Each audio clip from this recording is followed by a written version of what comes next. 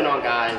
I know it's been a few months since I last uploaded, but I've been staying really busy, almost too busy to keep filming, but I'm back, and today's video is going to be on this GP1800. It's a SHO, the super high output, which comes with a, well, supercharger, but mostly, I guess you could call it a pro charger.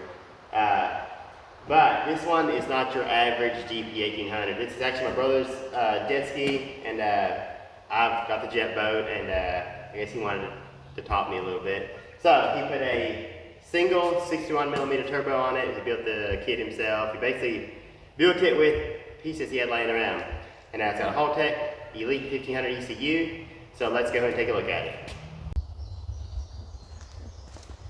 You can see it doesn't look exactly stock.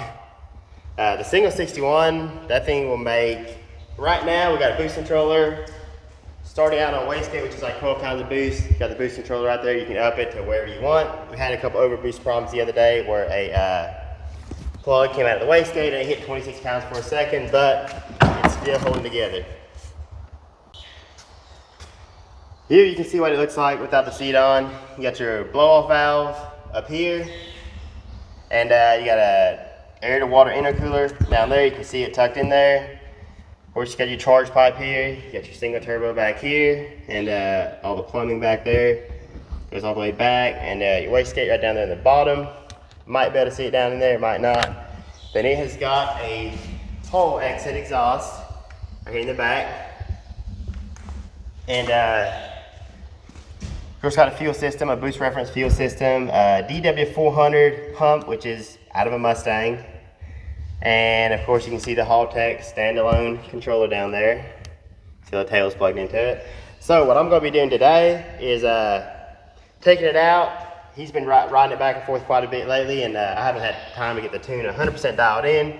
But a small little dead spot when you first get on the throttle. A little dead spot, so we'll start out on low boost, and I know he's ran it up to like 17, 18 pounds, maybe it was 16 pounds.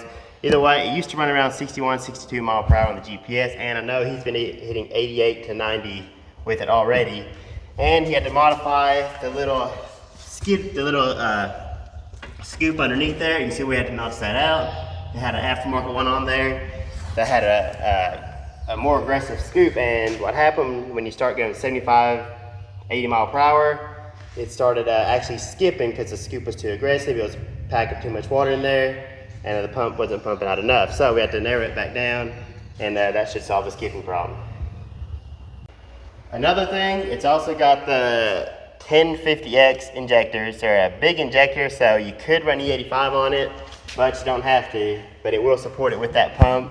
So basically on 93, not being super aggressive on the timing, keeping everything safe, and but I think it could still run probably over 100 mile per hour, even on a stock engine. But we'll go out there, get everything dialed in, and see what it does.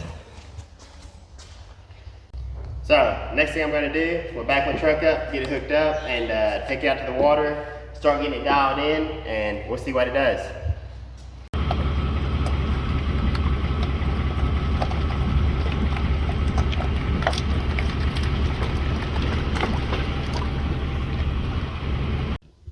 So we got it out in the water now, and we'll get the small little issues dialed in. I got my laptop out here, and of course you see the Jetski over here.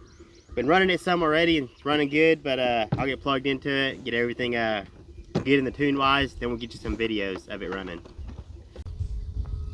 So if you ever see a Jetski out and you see a laptop on the water, you know, don't mess with it, because you're probably about to get gapped. We're out here getting it dialed in. Get them fuel trims down where they need to be on the B table. See the turbo.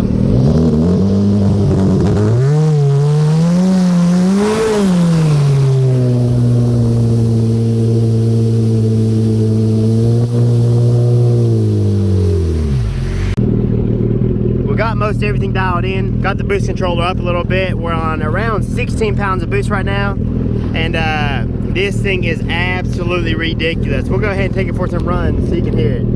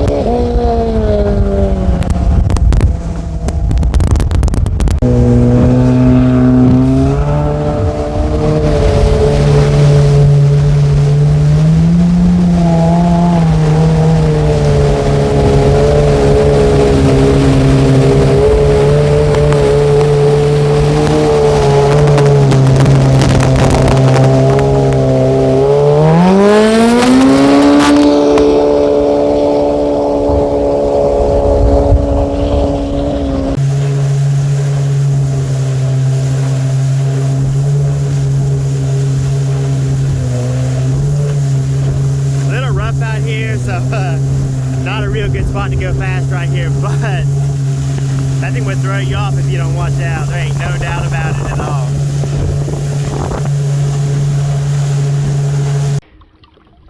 There you seen what these do with the turbo on them. Now these, like I said, they actually have a stock supercharger, but a lot of people run into the limits with them, and the turbocharger is just hard to beat the power they make. And this is actually a VS. It's a 61 millimeter turbo. It's almost the same as what I've got on the Mustang. The only difference really is this one's got a billet wheel, but everything else is almost identical.